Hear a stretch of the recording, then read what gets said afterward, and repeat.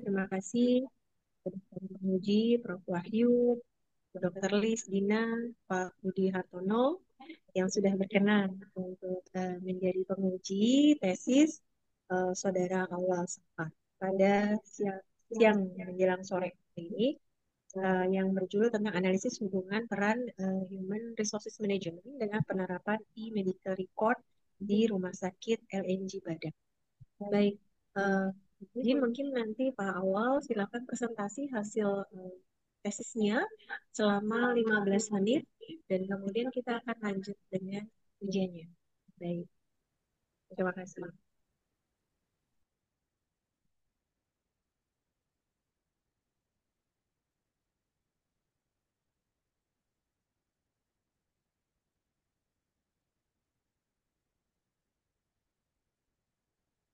Ya, baik. Assalamualaikum warahmatullahi wabarakatuh. Terima kasih kepada Ibu Dr. Puput Oktamianti, SKMMM, selaku pembimbing, dan terima kasih kepada Dewan Penguji, Profesor Dr. Gigi Wahyu Sulistiadi Mars, Profesor Dr. Gigi Yaslis Ilyas MPH, Dr. Budi Hartono SM Mars Fiskua, Dr. Lisdina Liastuti SPJP Konsultan Mars Fiha. Izinkan saya atas nama Awal Safar M untuk memaparkan tesis saya dengan judul Analisis Hubungan Peran Human Resource Management dengan penerapan e-medical record di Rumah Sakit LNG Badak. Adapun yang melatar belakangi tesis ini yaitu dikarenakan adanya tantangan saat ini perkembangan teknologi dalam 5 tahun terakhir bahkan 10 tahun terakhir itu berkembang sangat pesat dan menyentuh segala sektor, tidak terkecuali sektor kesehatan di mana kita di sektor kesehatan dituntut untuk beradaptasi dengan digitalisasi. Nah, digitalisasi yang saat ini sedang berkembang dan sedang disorot adalah penerapan e-medical record. Menurut survei Persi di bulan Maret tahun 2022 menyatakan bahwa dari sekitar 3.000 rumah sakit hanya sekitar 50% yang menerapkan EMR dan dari angka tersebut hanya 16% yang terselenggara baik. Dan ini memang secara kuantitas semakin bertumbuh namun tidak diikuti dengan kualitas penerapan yang baik. Ada begitu banyak faktor yang berpengaruh terhadap hal ini. Salah satunya adalah ketidaksiapan SDM di rumah sakit yang menimbulkan masalah dalam implementasi IMR itu sendiri.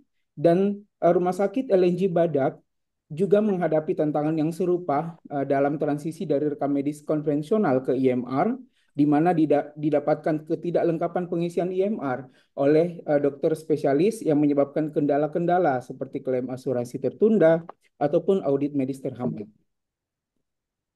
Nah, adapun rumusan masalah dari tesis ini yaitu menelisik penerapan IMR di Rumah Sakit LNG Badak yang masih tergolong baru, yaitu berkisar 1 sampai 2 tahun, sehingga perlu dilakukan analisis implementasi IMR dengan melibatkan SDM yang berkaitan dengan penerapannya. Selain itu, kami juga ingin melihat bagaimana dimensi peran HRM yang berperan dalam penerapan IMR di Rumah Sakit LNG Badak dan juga variabel HRM apa yang paling berkorelasi dengan dalam penerapan IMR. Adapun pertanyaan penelitian yang pertama adalah bagaimana skema seleksi dan rekrutmen, pelatihan lanjutan, penilaian kinerja dan penghargaan di Rumah Sakit LNG Badak. Yang kedua adalah bagaimana penerapan IMR di Rumah Sakit LNG Badak. Dan selanjutnya adalah menilai hubungan tiap dimensi HRM ini terhadap penerapan e-medical record di Rumah Sakit LNG Badak. Adapun tujuan umum yaitu menganalisis hubungan peran HRM dengan penerapan IMR di Rumah Sakit LNG Badak dan tujuan khusus untuk menjawab pertanyaan penelitian yang telah saya sebutkan sebelumnya. Untuk kerangka teori dalam tesis ini, pendekatan adaptasi ke IMR dengan menggunakan pendekatan teknologi acceptance model, di mana ada beberapa variabel yang terlibat di dalamnya, yaitu perceived usefulness atau kegunaan, perceived ease of use, kemudahan dalam penggunaan, intention to use, dan usage behavior. Namun pada term generasi yang terbaru itu diperluas lagi sehingga ada Yang begitu sudah banyak membaik tidak variabel perlu fisik eksternal yang dan lain-lain berpengaruh mungkin ini akan terhadap menjadi masukan dan pertanyaan bagi tim pelayanan medis di sana gitu. Apakah memang memungkinkan jika perharinya ya. ada begitu banyak variabel eksternal yang berpengaruh terhadap TAM itu sendiri, dan salah satunya adalah dimensi dari peran HRM itu sendiri, yaitu seleksi dan rekrutmen, pelatihan lanjutan, dan penilaian kinerja dan penghargaan. Nah, untuk gambaran di Rumah Sakit LNJ Badak sendiri, tenaga medis dan tenaga non-medis yang berhubungan langsung dengan IMR ada sebanyak 125 orang, di mana IMR yang digunakan adalah Smart Hub Tech, di mana IMR ini dirancang atau dibuild secara customized berdasarkan permintaan fitur-fitur dari direksi, usulan dari akreditasi, dan juga benchmarking dari rumah sakit lain. Sedangkan untuk skema seleksi dan rekrutmen dilakukan secara eksternal dan internal. Untuk penghargaan tersendiri cukup beragam, yaitu berupa pengangkatan pegawai tetap, peminjaman rumah dinas, perubahan status kepegawaian, bonus, dan lain-lainnya. Untuk pelatihan sendiri bentuknya berupa in-house training, pelatihan online, ataupun diklat. Sehingga sedangkan untuk penilaian kinerja untuk tenaga non-medis dengan BARS, sedangkan untuk tenaga medis ya dokter umum, dokter gigi, dan dokter spesialis dengan OPPI. Nah, berikut adalah kerangka konsep yang kurang lebih sudah saya singgung juga dalam kerangka teori tadi, di mana variabel independennya adalah 4 dimensi dari HRM, variabel mediasinya adalah 4 persepsi dari teknologi acceptance model itu sendiri, dan variabel dependennya adalah penerapan IMR. Untuk populasi dari tesis ini atau penelitian ini dengan menggunakan total sampling, di mana di-exclude SDM yang bekerja kurang dari 1 tahun dan yang sedang dalam masa cuti, sehingga yang didapatkan responden sebanyak 88 orang. Di mana data yang diambil adalah data primer by kuesioner dan data sekunder dari telaah dokumen yang telah ada di Rumah Sakit LNJ Badak. Untuk instrumen penelitian, yaitu berupa kuesioner yang diberikan kepada tiap responden untuk melihat persepsi pelatihan, penghargaan, dan penerapan IMR dengan dimensi TAM itu sendiri. Untuk metode analisisnya, yaitu dengan metode kuantitatif, di mana pengolahan data dalam penelitian ini menggunakan Structural Equation Model Partial Least Square, yaitu SMPLS, dengan menggunakan software Smart PLS 4. Nah, untuk karakteristik responden sendiri, mayoritas responden berasal dari, terdiri dari perawat, diikuti oleh dokter spesialis dan dokter umum. Untuk jenis kelamin, mayoritas perempuan, yaitu sebanyak 75%, diikuti dengan laki-laki. Setelah itu, rata usia responden adalah 32 tahun, dan mayoritas responden lama bekerja 1-5 tahun. Izinkan saya untuk mengelaborasi tiap dimensi HRM sebelum ke uji hipotesis. Nah, untuk data penilaian kinerja tenaga non-medis sendiri, dari 17 item yang dilakukan penilaian, ada 3 item yang menjadi sorotan. Yang pertama adalah kedisiplinan. Jadi walaupun rata-ratanya cukup tinggi, tetapi ternyata standar deviasinya cukup tinggi juga. Jadi ada gap yang cukup timpang antar tiap SDM. Nah, ini bisa dijelaskan oleh penelitian yang dilakukan oleh Herdinawan. Untuk prakarsa sendiri memiliki rata yang paling rendah dari semua elemen penilaian, dan ini juga terjustify oleh studi yang dilakukan oleh Permadi dan Indrasari. Untuk kemandirian sendiri memiliki rata yang paling tinggi, dan ini tentunya menjadi modalitas yang cukup baik untuk Rumah Sakit LNJ Badak untuk mengembangkan pelayanan, dan ini dijelaskan oleh studi sebelumnya yang dilakukan oleh Hikmawati dan Juwandi. Untuk penilaian kinerja tenaga medis sendiri dengan menggunakan OPPI, dari 9 item yang dilakukan penilaian, ada 3 item yang menjadi rata tertinggi, yaitu teamwork, komunikasi efektif, dan kinerja klinis khusus sesuai dengan spesialisasi. Nah, ketiga item ini tentunya menjadi kunci keberhasilan layanan kesehatan, sebagaimana yang dijelaskan oleh studi yang dilakukan oleh Hartono, Alfarizi, dan Novitasari. Sedangkan yang sangat disayangkan ternyata pada penilaian waktu tunggu pemeriksaan ini adalah rata yang paling rendah dan jauh lebih rendah daripada penilaian kinerja yang lain. Dan ini tentunya menjadi catatan penting dikarenakan pada studi yang lain menyebutkan bahwa manajemen waktu itu penting dalam layanan kesehatan, tentunya berpengaruh kepada kepuasan. Namun ini menjadi terjustify oleh studi yang dilakukan oleh Dharma yang menyatakan bahwa beban kerja tinggi memengaruhi waktu tunggu pasien. Nah, untuk pelatihan lanjutan sendiri, ketika kami berikan 4 item pernyataan kepada responden, itu memang rata menjawab cukup setuju hingga sangat setuju. Nah, ini tentunya sangat menjadi temuan yang menggembirakan dikarenakan dengan hal ini kita berharap dapat meningkatkan kompetensi, juga mampu menghadapi dinamika perubahan, itu yang dijelaskan oleh studi sebelumnya oleh Risma Abidin dan Humairah. Namun dari sebagian kecil responden ini masih ada yang menjawab sangat tidak setuju dan tidak setuju. Dan ini tentunya tidak bisa kita tidak bisa abaikan karena ini bisa mengindikasikan ada ketidakmerataan dalam pemberian pelatihan lanjutan. Nah, diharapkan manajemen segera melakukan pemerataan dengan merancang bagaimana jadwal pelatihan itu lebih fleksibel dan lebih aksesibel atau mungkin berbasis digital, sebagaimana yang dijelaskan oleh studi sebelumnya. Nah, untuk reward sendiri kurang lebih sama dengan pelatihan. Jadi memang rata responden menjawab cukup setuju hingga sangat setuju. Tentunya ini juga cukup relate dengan penghargaan yang kami jelaskan sebelumnya bahwa di LNG itu ada berbagai jenis penghargaan reward seperti itu.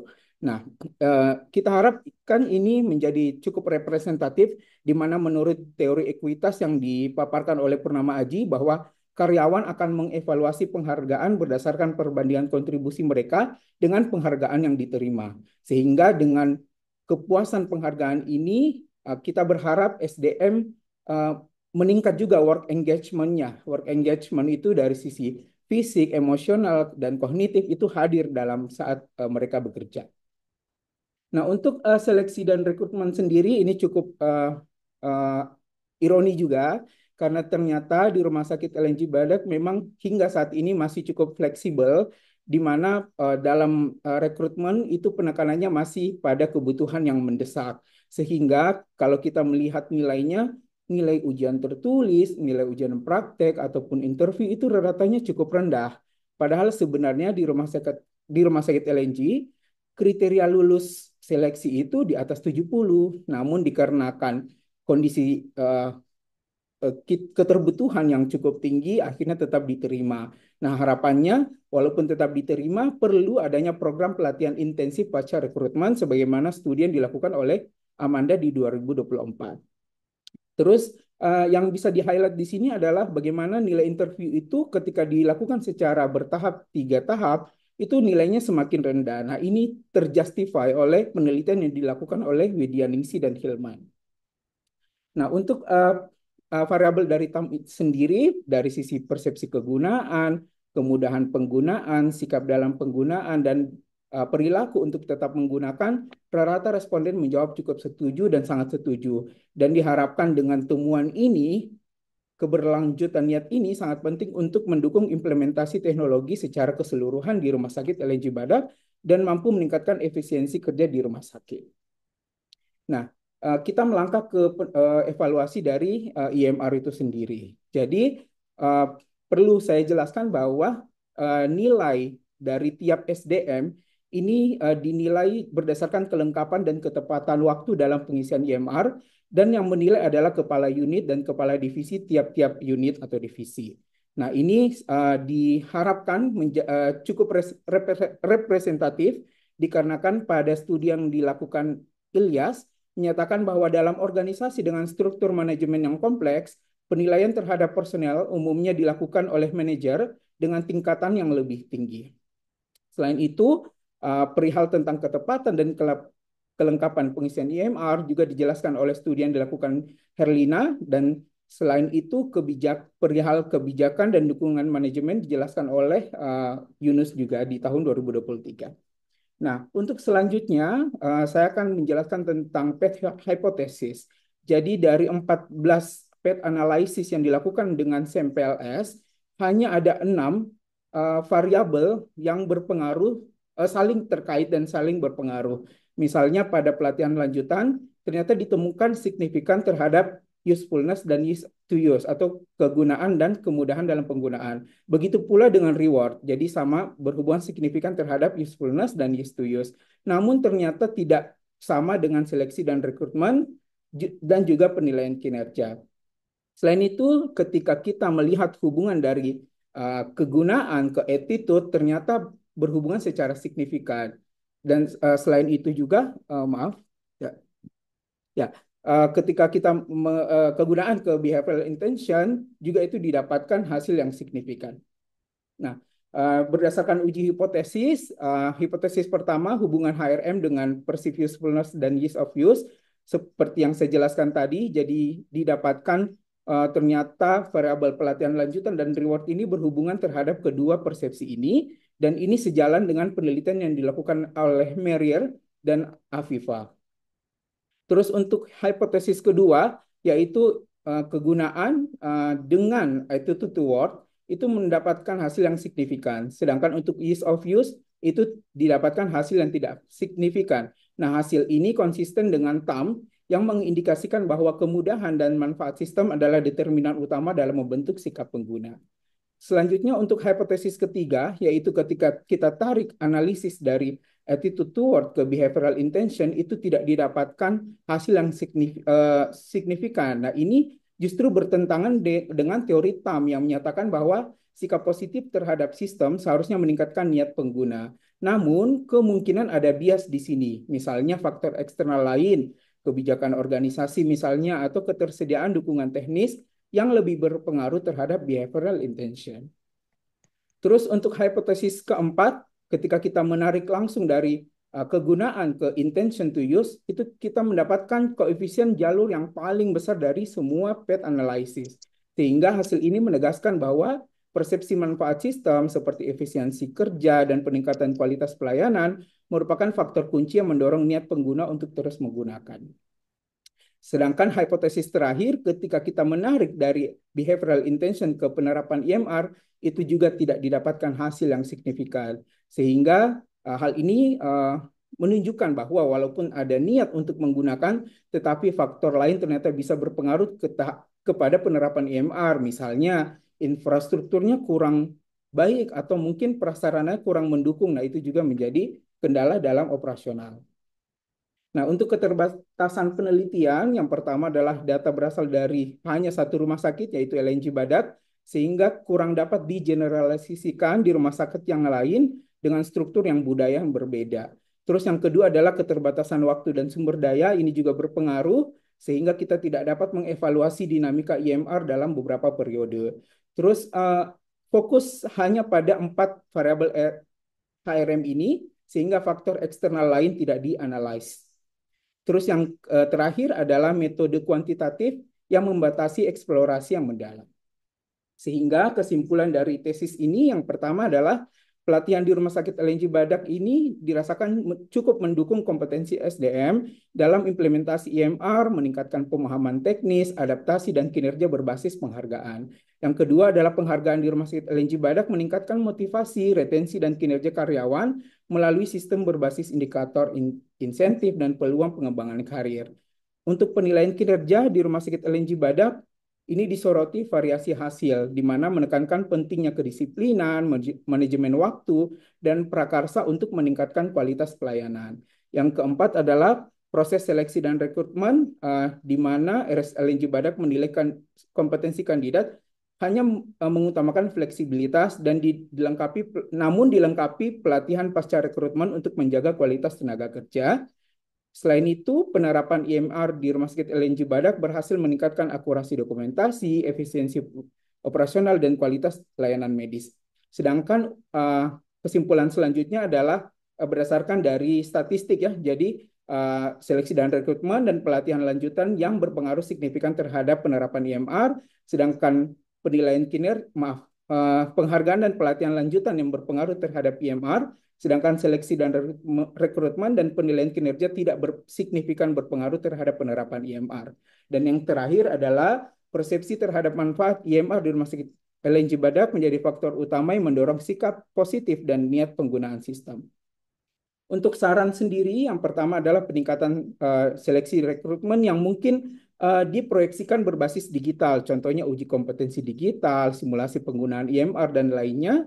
Terus yang kedua adalah pengembangan program pelatihan yang sama juga diproyeksikan untuk optimalisasi penggunaan IMR, misalnya pelatihan berbasis gamifikasi, program mentorship teknologi, dan lain-lainnya. Terus optimalisasi penilaian kinerja, yaitu dengan menyisipkan penilaian tentang implementasi IMR dalam penilaian kinerja, itu yang mungkin sudah dilakukan LNG Badak pada OPPI, namun tidak dilakukan pada tenaga non-medis. Untuk penguatan penghargaan tentunya perlu dikembangkan penghargaan berbasis teknologi, misalnya skema insentif bulanan atau penghargaan digital champion atau point reward untuk teknologi. Yang terakhir yang tidak kalah penting yaitu pengembangan infrastruktur teknologi yang tentunya mendukung implementasi IMR. Misalnya dari sisi hardware-nya, dari sisi internet atau server jaringannya, atau mungkin help desk yang bisa membantu dalam implementasi IMR itu sendiri yang standby 24 jam. Selain itu yang terakhir, yang paling terakhir adalah penelitian lanjutan. Jadi diharapkan penelitian selanjutnya dilakukan dalam metode mixed method dan juga dengan variabel yang lebih luas. Ya, mungkin itu dari saya. Terima kasih. Assalamualaikum warahmatullahi wabarakatuh. Waalaikumsalam warahmatullahi wabarakatuh.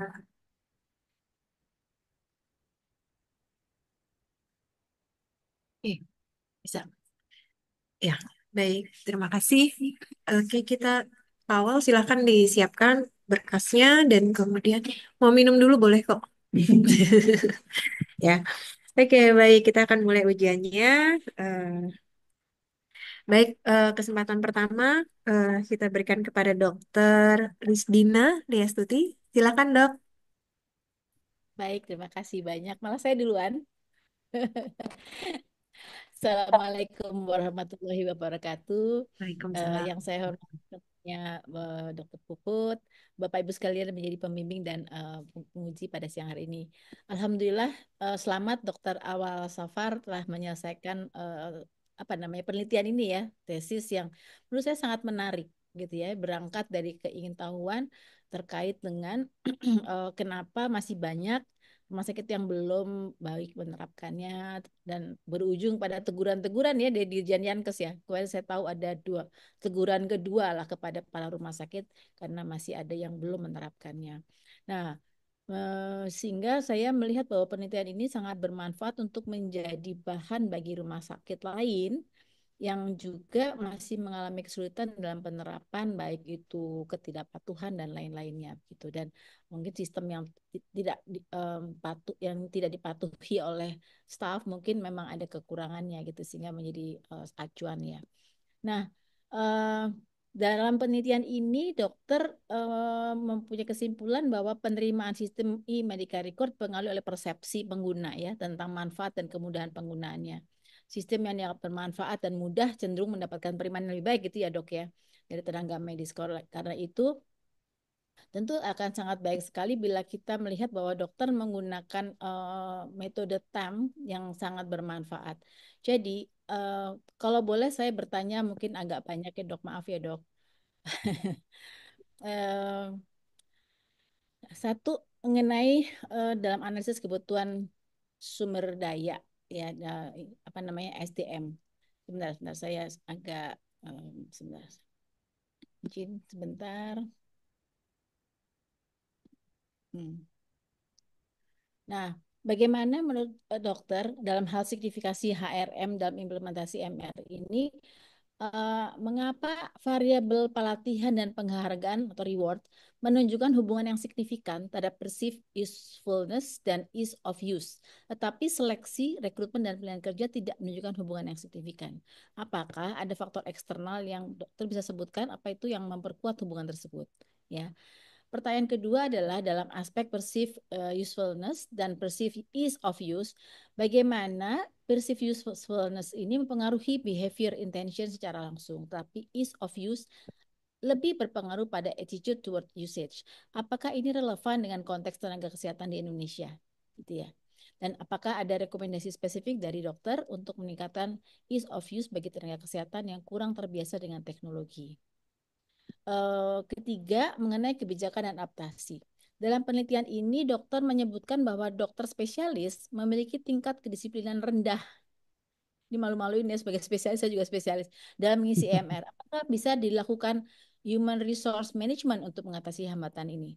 Apakah perlu penerapan kebijakan reward saja atau tambahannya lagi atau ada misalnya hukuman disiplin untuk apa yang mengintervensi gitu ya seperti audit dan evaluasi. Nah, pertanyaan keempat. Nah, dalam penelitian saudara juga menyebutkan bahwa masalah utama implementasi EMR adalah adaptasi dari sistem manual ke elektronik. Apa yang menjadi hambatan terbesarnya tenaga kesehatan dalam transisi ini?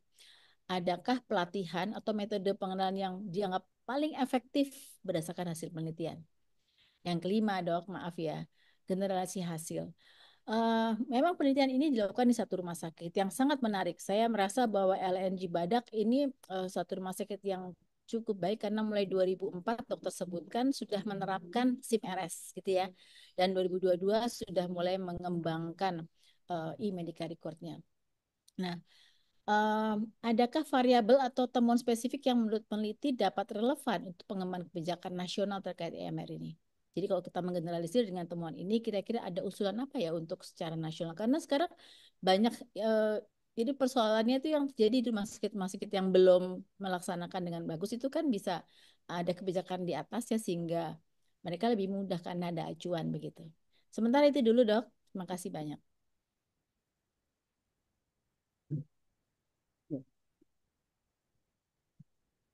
Ya, baik, Dok. Terima kasih banyak Dokter Lee sebelumnya atas kesediaannya untuk menguji pada hari ini. Izinkan Dok untuk menjawab tiap-tiap pertanyaan yang dipaparkan tadi.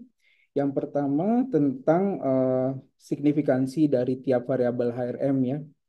Jadi ternyata memang dalam temuan ini pelatihan dan reward didapatkan signifikan, tetapi ternyata pada seleksi dan rekrutmen dan penilaian kinerja tidak. Nah, ini bisa saya jawab mungkin dengan pelatihan dan reward itu berkontribusi langsung dengan peningkatan kompetensi dan motivasi tenaga kesehatan. Jadi memang mungkin ketika kita tarik benang merahnya uh, secara uh, apa kasat mata dulu itu memang lebih berpengaruh terhadap motivasi dibanding dengan seleksi dan rekrutmen yang tidak memiliki pengaruh langsung dan mungkin terhalang juga oleh keterbatasan. Misalkan mungkin data yang kami dapatkan saat penelitian itu kurang representatif dikarenakan ternyata memang ada beberapa SDM yang uh, tidak diseleksi secara ketat seperti itu dikarenakan kebutuhan. Selain itu juga untuk penilaian kinerja sendiri dirasakan memang tidak begitu berpengaruh dikarenakan dia uh, penilaian kinerja itu em, bahkan bisa jadi agak em, apa misalkan ternyata karena penilaian kinerja itu salah satu itemnya pada OPP ya adalah penerapan e-medical record, bisa jadi malah penerapan e-medical record ini yang berpengaruh terhadap penilaian kinerja. Nah, itu yang menyebabkan bias yang mungkin bisa menjadikan penilaian kinerja ini tidak menjadi signifikan.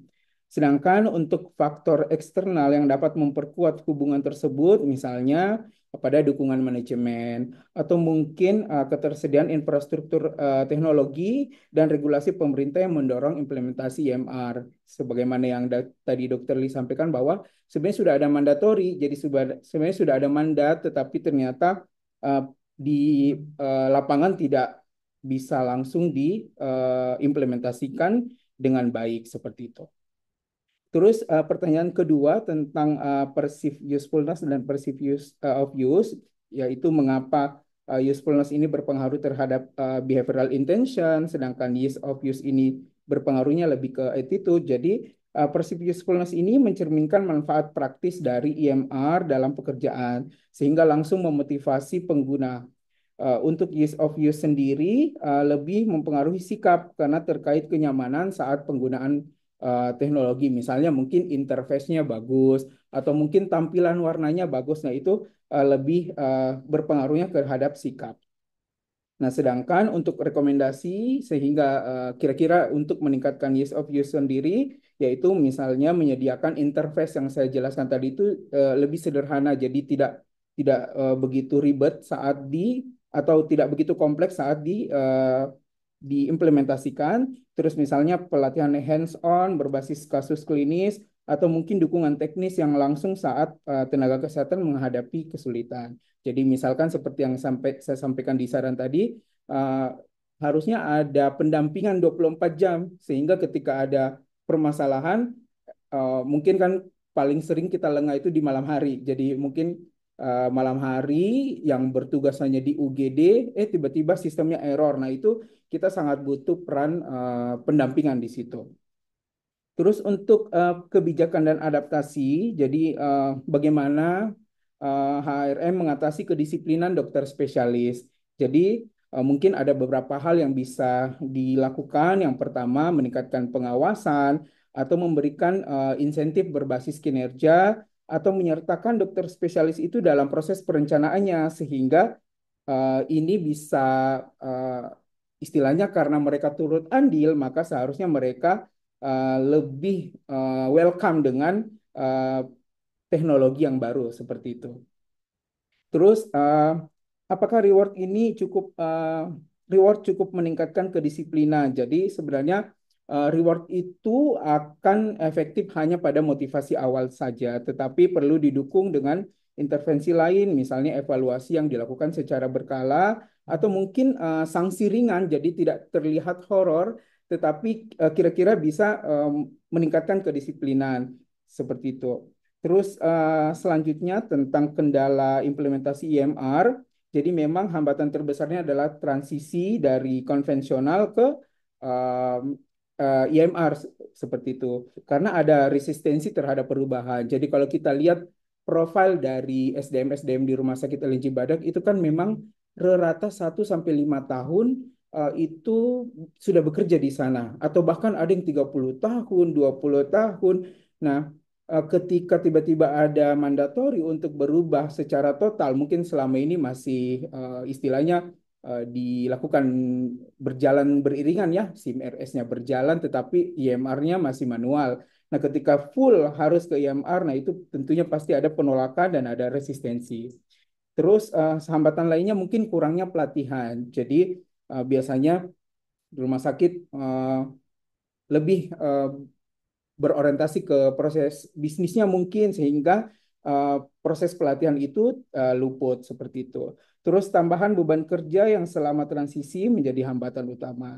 Nah, untuk metode pelatihan yang efektif tentunya tadi juga sempat saya singgung di saran, jadi ada begitu banyak. Yang pertama misalnya pelatihan berbasis simulasi atau pendekatan modular atau mungkin pemberian waktu yang adaptasi yang realistis pada tiap-tiap SDM. Misalnya kita kasih nih orientasi untuk 1-2 bulan pertama dulu.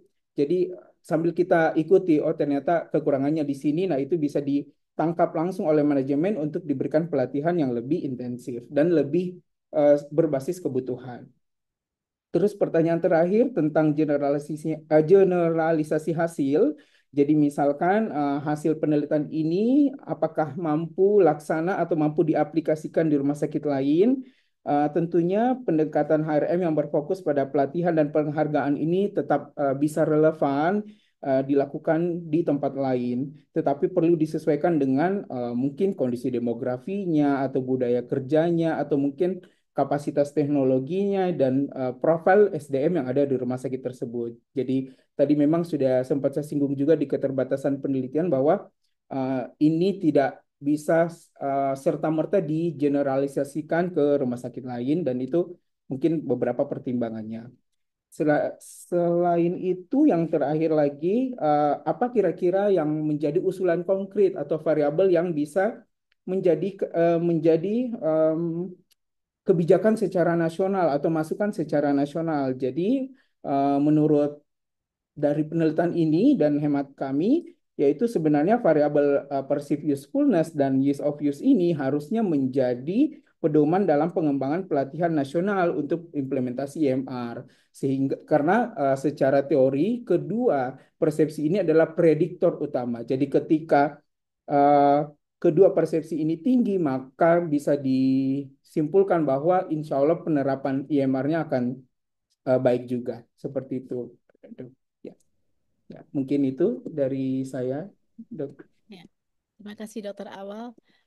Izin saya satu lagi ya terakhir pertanyaan terakhir karena juga dalam responden ini kan antara lain melibatkan non medis ya. Ya. Bagaimana menurut dokter kontribusi tenaga non medis dalam keberhasilan implementasi EMR? Selama ini selalu yang dikejar-kejar kayaknya dokternya deh yang bikin lambat, nggak Iya. lengkap. Ya menurut dokter hasilnya bagaimana dan apa faktor-faktor yang menurut Anda itu inilah kunci keberhasilan EMR yang berjalan dengan baik ya di LNG Badak. Terima kasih, Dok. Baik, Dok. Izin menjawab. Jadi untuk bagaimana sih kontribusi tenaga non medis dalam atau tenaga non kesehatan ya dalam penerapan IMR ini, jadi sebenarnya memang cukup krusial. Yang pertama, biasanya yang kita tempatkan pada pendaftaran, yaitu biasanya tenaga-tenaga SDM non kesehatan. Dan sedangkan kita butuh data awal itu untuk mengevaluasi atau mungkin asesmen itu sangat berpengaruh. Jadi ketika pengisian di data awal pendaftaran atau admisi saja sudah bermasalah, nah itu akan menjadi permasalahan yang kompleks ke belakang seperti itu, mungkin klaim pending atau dan lainnya. Terus selain itu mereka juga mendukung implementasi sebagai fungsi administratif seperti yang saya jelaskan tadi, terus pengelolaan data dan juga mungkin dukungan teknis yang memastikan kelancaran operasional IMR ini bagi tenaga medis. Jadi mereka saling support seperti itu, Dok. Ya, ya, itu mungkin, Dok, Terima izin. kasih. Ya, terima kasih, Bu Puput. Terima kasih banyak. Saya puas dengan jawabannya. Alhamdulillah. Baik, terima kasih Dokter Lisdina. Oke, baik Pak. Awal nanti sebenarnya hal-hal seperti itu sebenarnya bisa untuk melengkapi ya. Jadi ini juga eh, Pak Awal sudah menjelaskan dan ini bisa dilengkapi di dalam dokumentasinya nanti. Oke, baik. Terima kasih Dokter Lis. Kita lanjut kepada Pak Budi Hartono. Silakan Pak Budi. Baik, terima kasih Bu Puput atas kesempatannya. Eh, izin melanjutkan Bu Dr. Lis. Izin duluan juga Pak Prof. Wahyu untuk memberikan pertanyaan kepada Dokter Awal ya. Dokter Awal sebelumnya selamat ya sudah sampai pada tahap akhir dari rangkaian penelitian tesis yang dilakukan ya Pak Awal. Eh, terkait dengan tesisnya Pak Awal ini ada beberapa pertanyaan yang ingin saya sampaikan ya, sekaligus juga itu sebagai bentuk konfirmasi juga ya Pak Awal. Yang pertama itu adalah eh, ini kan tentang penerapan IRK medik ya Pak Awal di rumah sakit LNG Badak ya. Dan kalau saya baca di tesisnya itu penerapannya sudah hampir 2 tahun ya Pak Awal ya, Iya. gitu kan ya. Oke. Nah, pertanyaan yang pertama, bagaimana performance rumah sakit ya secara umum sebelum IRK medik diimplementasi, kemudian setelah IRK medik itu diimplementasi ya Pak Awal ya. Eh, Misalnya kondisi kepuasan pasiennya bagaimana, kemudian juga kondisi pencapaian kinerjanya ya, bor, loss, lalu kinerja keuangannya itu seperti apa begitu ya Pak Awal ya. Sebelum dan sesudah ya Pak Awal itu bagaimana. Kemudian yang kedua, eh, di di hasil ya Pak Awal ya. Sebelum ke hasil di kerangka konsep Pak Awal ya, bahwa eh, HRM yang Pak Awal lakukan itu adalah eh, siklusnya dari rekrutmen, seleksi, kemudian pelatihan, lalu penilaian kinerja dan penghargaan gitu ya Pak Awal ya. Gitu ya. Iya. Nah, dalam hal ini ada menurut saya satu siklus yang menjadi momen kritis juga tuh bagi keberhasilan SDM di rumah sakit ya atau di organisasi, yaitu siklus orientasi gitu ya kan. Yang mana siklus orientasi ini adalah suatu kondisi atau suatu siklus di mana SDM yang direkrut dan telah diseleksi dia masuk momen untuk diorientasikan ya Di situ mereka dikondisioningkan gitu kan ya. Hmm. Sehingga dia siap untuk bekerja ya setelah mengenal culture-nya seperti apa, ya lingkungannya seperti apa, kemudian rekan kerjanya seperti apa kan begitu ya Pak Awal ya. Ya. Gitu ya. Nah, sehingga di berbagai literatur dan juga di berbagai jurnal hasil penelitian itu eh, orang-orang yang sudah direkrut dan diseleksi kemudian dia di, diberikan program orientasi yang benar dan tepat, maka dia akan lebih berkinerja ketimbang eh, SDM yang tidak melalui proses orientasi. Begitu ya Pak Awal ya. Ya. Nah, pertanyaan saya di sini, mengapa siklus orientasi yang cukup penting itu tidak masuk begitu Pak Awal? Ya, sehingga tidak tercapture nih, dalam penelitian ini ya Pak Awal ya. Pak Awal langsung skip dari rekrutmen ke seleksi ke pelatihan gitu ya. Gitu. Padahal itu momen-momen kritis untuk kita bisa mengkondisioningkan staff di fase-fase awal begitu. Itu yang kedua. Kemudian yang ketiga terkait dengan hasil nih Pak Awal ya. Hasil survei yang persepsinya ya Pak Awal ya. Univariatnya kan. Misalnya di univariat itu memang setuju tidak sangat tidak setujunya relatif lebih sedikit ya Pak Awal ya. Nah, Ya. itu ada lebih banyak memang di cukup setuju, setuju dan sangat setuju gitu Pak Awal ya. Ya. Nah, pertanyaannya apakah ini tertemplate sama sama pertanyaan atau pernyataan Pak Awal yang yang hanya favorable saja begitu pertanyaannya gitu ya Pak, atau pernyataannya gitu ya. Gitu ya. Jadi tidak ada yang unfavorable begitu. Padahal kan menurut kaidah penelitian eh, komposisi favorable dan unfavorable itu kan harus ada tuh Pak Awal untuk mengecoh gitu ya, ya kan, atau untuk membuat para responden itu fokus gitu terhadap pertanyaannya gitu. Karena kalau dibuat favorable semua itu dia akan templated jawabannya begitu ya Pak Awal ya.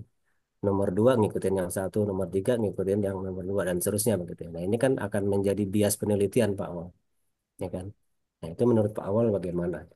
Yang ketiga, kemudian yang keempat di poin eh, apa namanya eh, hasil ya, yang saya lihat signifikan konsisten itu memang di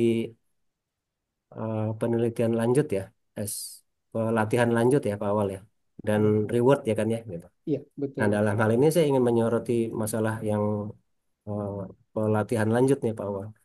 Kalau saya melihat hasil hasilnya ya, itu kan tergantung pertanyaannya tuh Pak Awal. Misalnya pertanyaannya, saya mendapatkan pelatihan, ya kan? Saya mempelajari banyak keterampilan, ya kan? Nah, kemudian saya memiliki kesempatan memadai mengembangkan keterampilan. Lalu pelatihan pelatihan lanjut diberikan rumah sakit sesuai dengan yang saya butuhkan. Nah, tapi tidak ada pertanyaan tentang bagaimana keberhasilan staf itu dalam eh, menguasai tema pelatihan itu untuk kemudian dijadikan alat dalam mengimplementasikannya di lapangan gitu. Jadi tingkat keberhasilannya tidak ditanyakan nih oleh Pak Awal nih, ya kan? Nah, sehingga ini menjadi penting untuk ditanyakan ya, karena itu kan output ya Pak Awal ya. Output dari pelatihan itu kan kemampuan dia bisa mengaplikasikan materi yang sudah dipelajari lalu diimplementasikan di lapangan kan gitu ya Pak Awal ya. Nah itu sayang sekali pertanyaan itu nggak ada begitu Pak Awal. Nah ini mohon informasinya Pak Awal ya. Itu yang keempat. Kemudian yang terakhir di rekomendasi Pak Awal ya, itu saya melihat banyak sekali rekomendasi-rekomendasi yang Pak Awal sebutkan gitu ya. Tapi saya fokus saja di eh, pelatihan lanjut ya.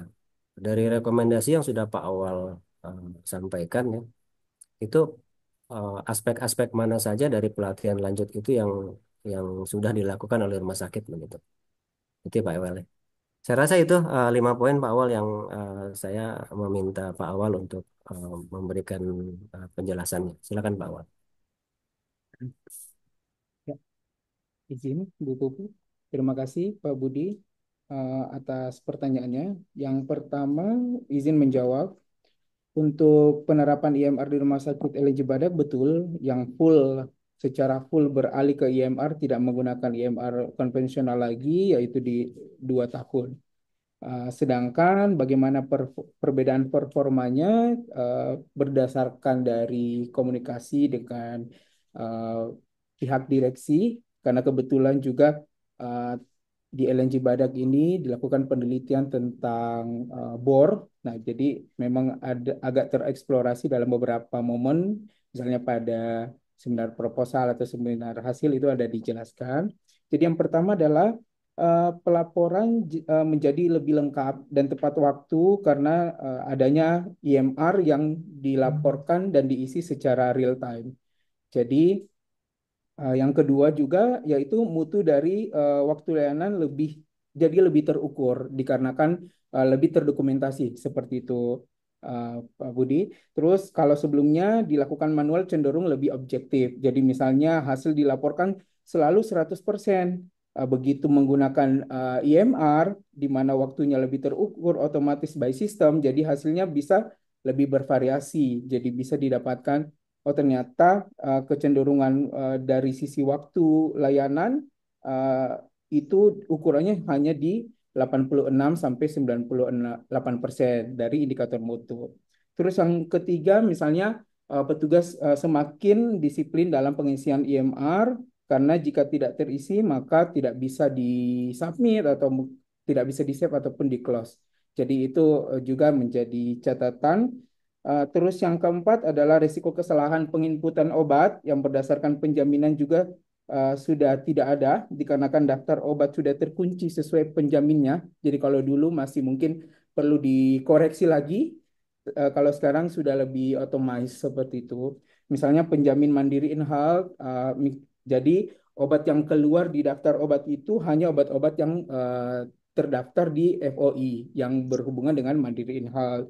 Begitu juga misalnya pada pasien BPJS, jadi obat-obat yang muncul itu terfilter, jadi yang langsung bisa disortir bahwa obat-obat ini yang bisa diberikan kepada pasien BPJS itu mungkin. Selain itu performa lainnya misalnya pada BOR, jadi memang kalau di Rumah Sakit LNJ Barik sendiri jauh sebelum isu IMR ini digaungkan secara nasional itu memang ada kendala uh, dari sisi bornya dikarenakan uh, ada kesulitan akses masuk ke dalam rumah sakit LNJ Badak, Pak Budi. Jadi dia berada di kompleks perusahaan NGL di mana orang yang masuk itu harus menyetorkan identitas dan lain-lainnya. Bahkan pernah ditemukan kasus pasien kejang itu tertahan di gerbang, jadi tidak bisa masuk ke dalam LNJ Badak dikarenakan saking ketatnya. Jadi memang ada begitu banyak faktor bias mungkin kalau kita menilainya dari sisi bor. Seperti itu, Pak Budi. Semoga terjawab.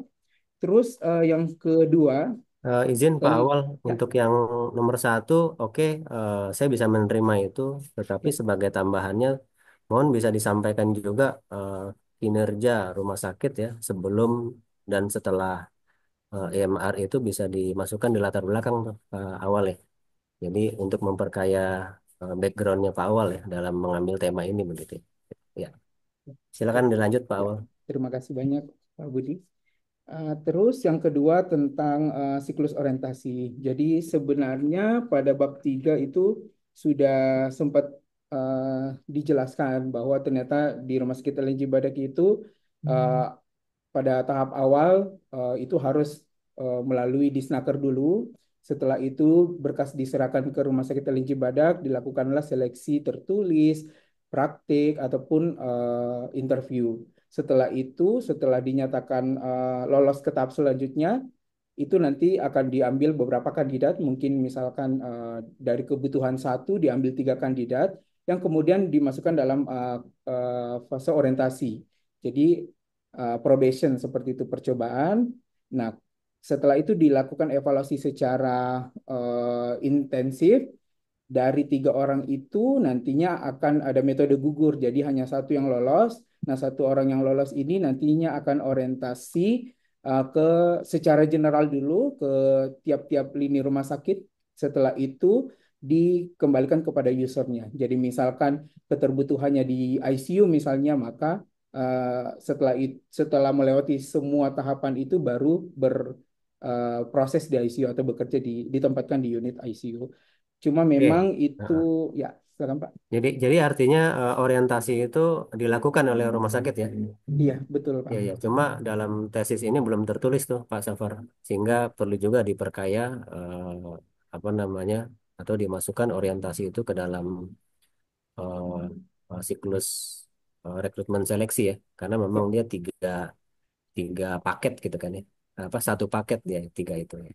Jadi iya Pak. dimasukkan saja sehingga eh, tidak ada tidak ada celah bahwa siklus orientasi tidak dilakukan begitu. Karena kalau berdasarkan tesis yang ada sekarang itu kelihatannya orientasi terskip tuh gitu. Karena tidak tidak disebut-sebut begitu. Gitu ya Pak Awal ya. Iya Pak. Ya. Kemudian yang ketiga, Ya, baik, Pak Budi, terima kasih atas masukannya. Terus yang ketiga, perihal item pertanyaan pada kuesioner ya, terkait eh, hampir di semua, jadi di TAM ataupun di pelatihan dan reward, itu memang seperti yang disebutkan Pak Budi tadi, jadi masih istilahnya diksinya positif semua Pak Budi ya, seperti itu sehingga ada kecenderungan responden menjawab mungkin cukup setuju hingga sangat setuju. Nah, ini sebenarnya sudah diantisipasi dengan pertama pemilihan item pertanyaan itu didasarkan pada penelitian sebelumnya, terus yang kedua kemudian diuji lagi, diuji validitas dan reliabilitas dan semuanya reliable. Terus namun mungkin betul yang disampaikan Pak Budi nanti mungkin izin saya tambahkan di keterbatasan penelitian sehingga pembaca pada penelitian ini mampu melihat bahwa ternyata memang ada kekurangan itu dalam tesis ini, Pak Budi. Ya, izin saya lanjut ke pertanyaan keempat. Jadi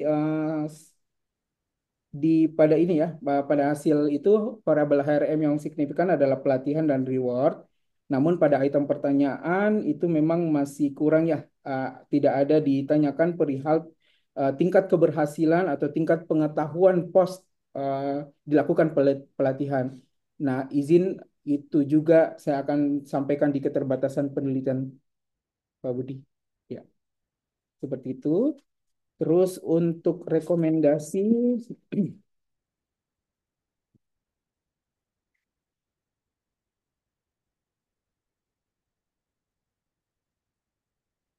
ya, untuk di saran tentang program pelatihan, jadi memang ada beberapa usulan yang saya sampaikan. Yang pertama, pelatihan berbasis gamifikasi. Itu sepertinya belum ada di LNG Badak. Jadi prosesnya misalnya membuat modul pelatihan, terus dibuat seperti lebih fun seperti itu sehingga eh, orang-orang akan lebih melekat dalam memorinya dan mampu implementasi seperti itu. Terus untuk program mentorship teknologi juga belum ada.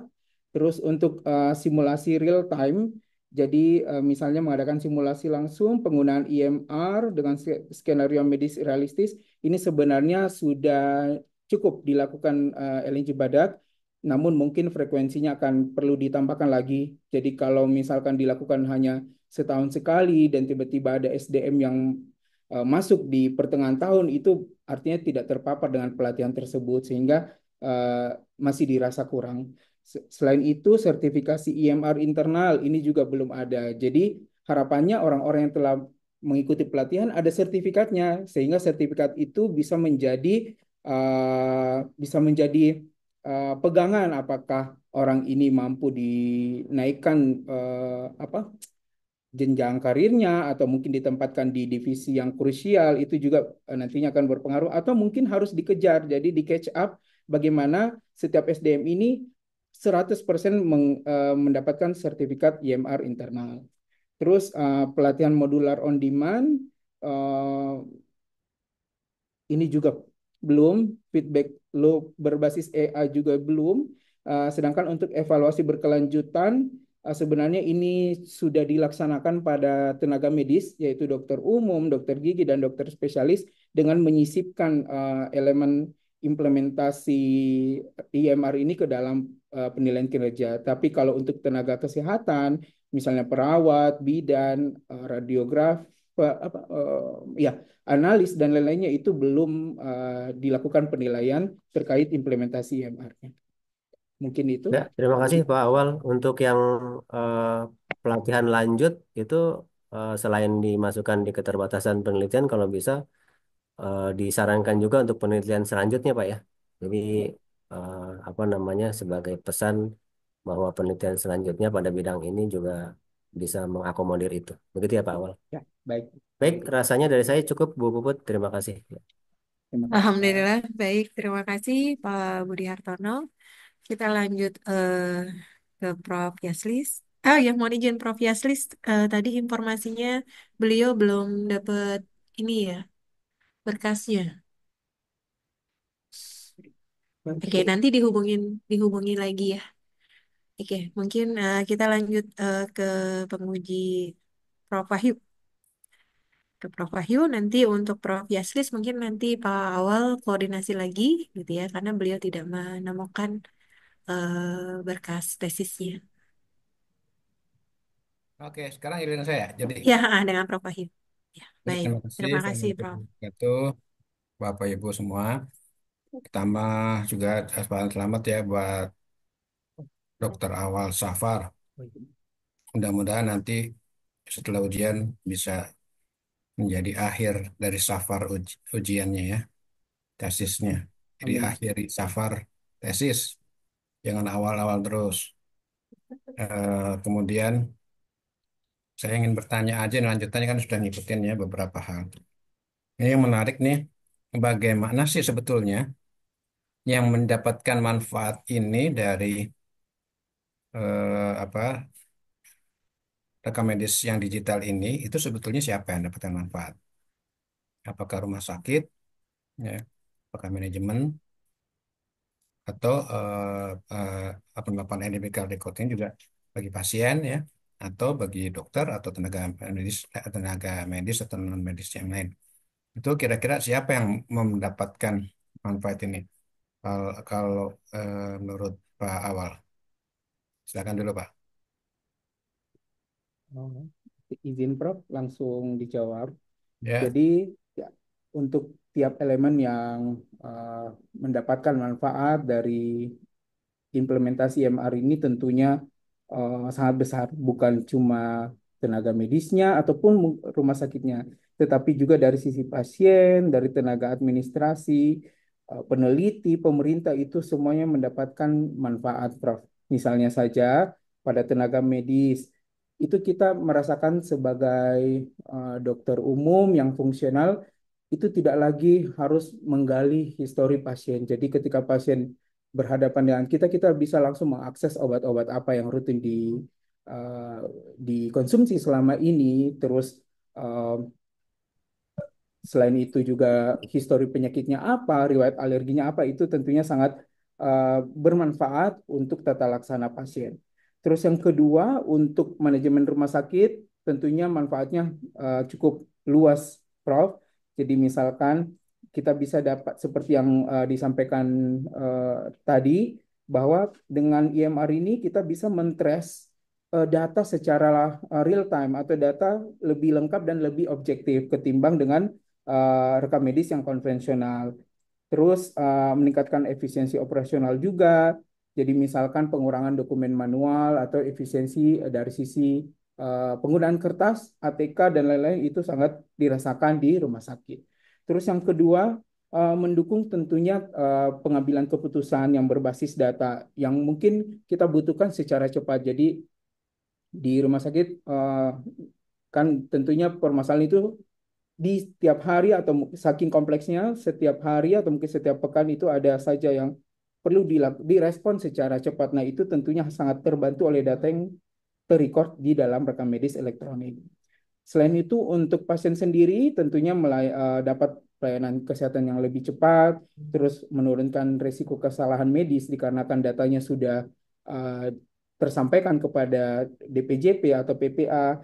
Kemudian juga dapat mengakses riwayat medis. Apalagi sekarang selain e-medical record, juga setahu saya dengan proyeksi ke smart hospital, jadi memang tiap pasien sudah punya personal eh, apa rekam medis personal. Nah, itu bisa ditrace juga dari situ sehingga sangat bermanfaat dari pasien.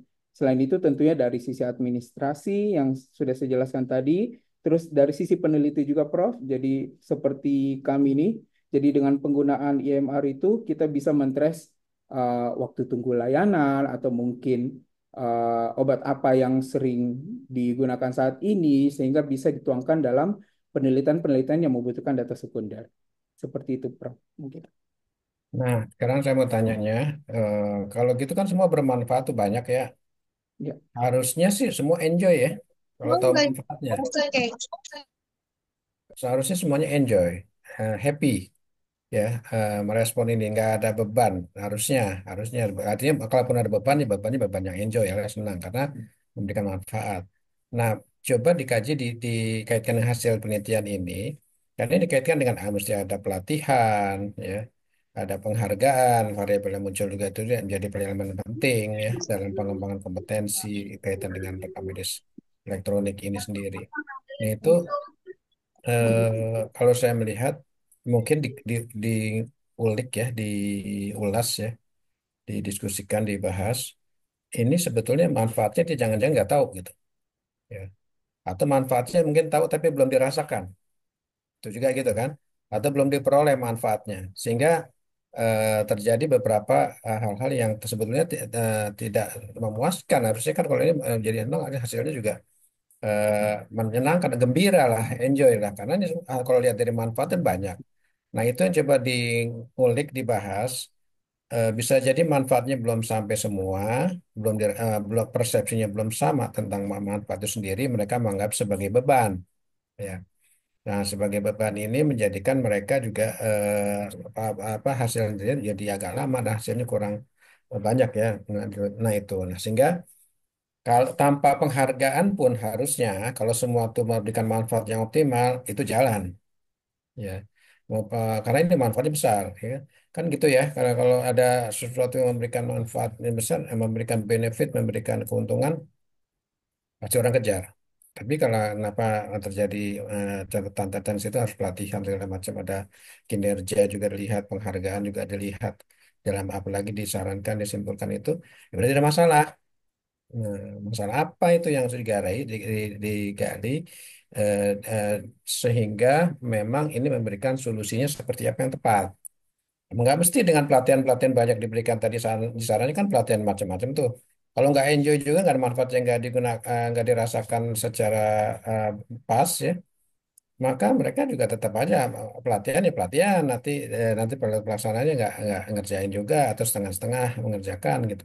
Ya, karena tidak merasakan manfaat. Nah, itu yang gap itu coba tolong digali solusinya apa. Sebab pelatihan, mau 1.000 kali pelatihan, kalau orang nggak merasakan itu manfaat dia secara optimal atau nggak pas ya, menurut Anda manfaat, tapi menurut saya nggak manfaat gitu, atau kurang manfaatnya.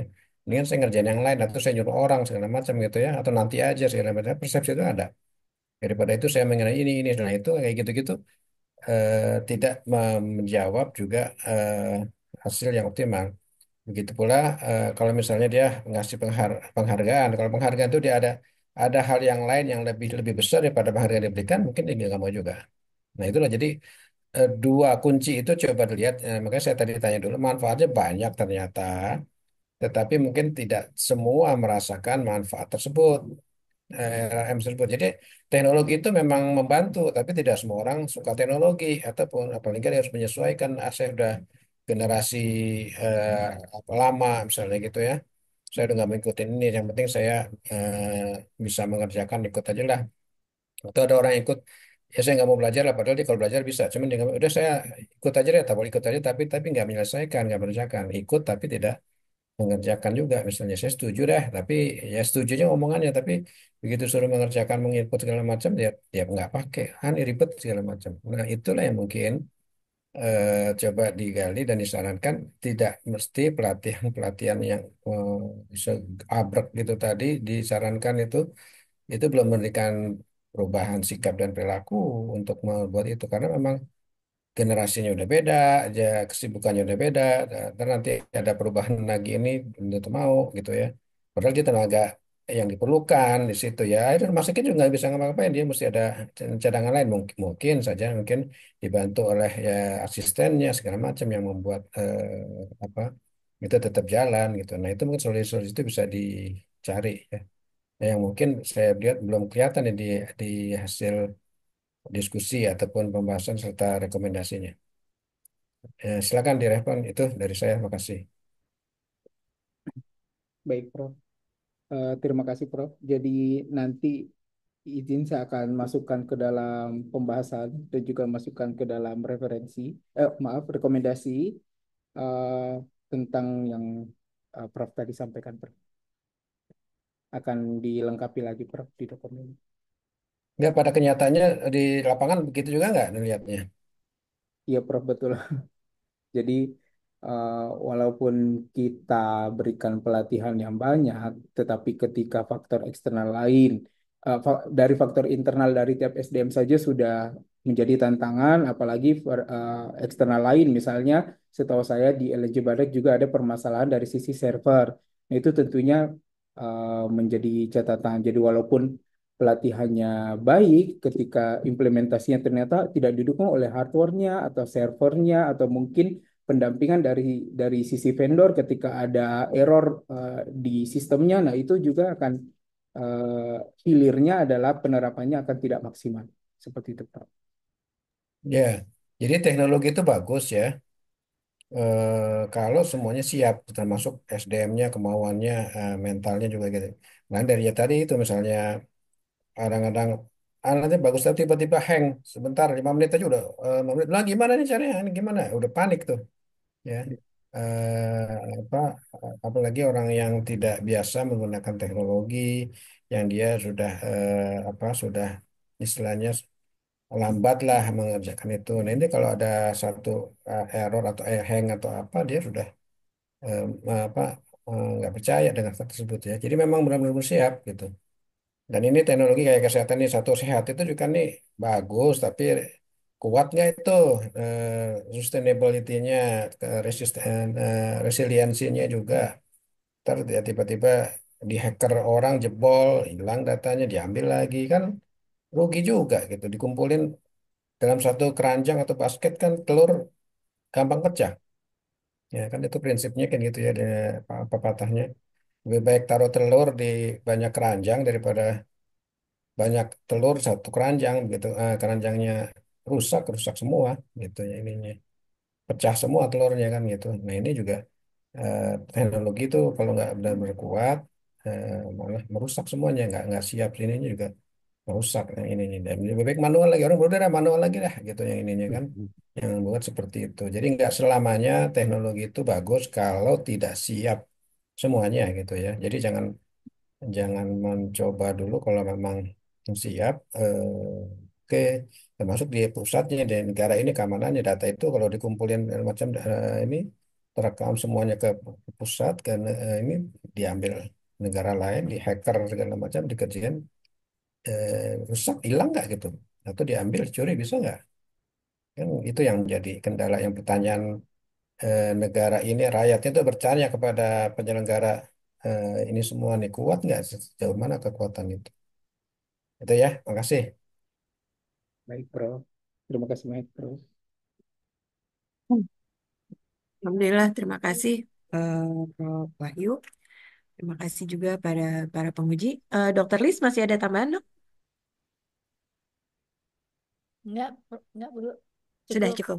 Ya, baik. Terima kasih, dok. Pak Budi, masih ada tambahan, Pak? Ya, cukup Bu Puput dari saya. Oke, baik. Terima kasih, Prof. Wahyu. Masih ada tambahan, Prof? Udah cukup. Cukup. Oke. Baik, terima kasih. Kita selanjutnya akan melakukan penilaian. Mungkin di stop di stop recordingnya. Baik.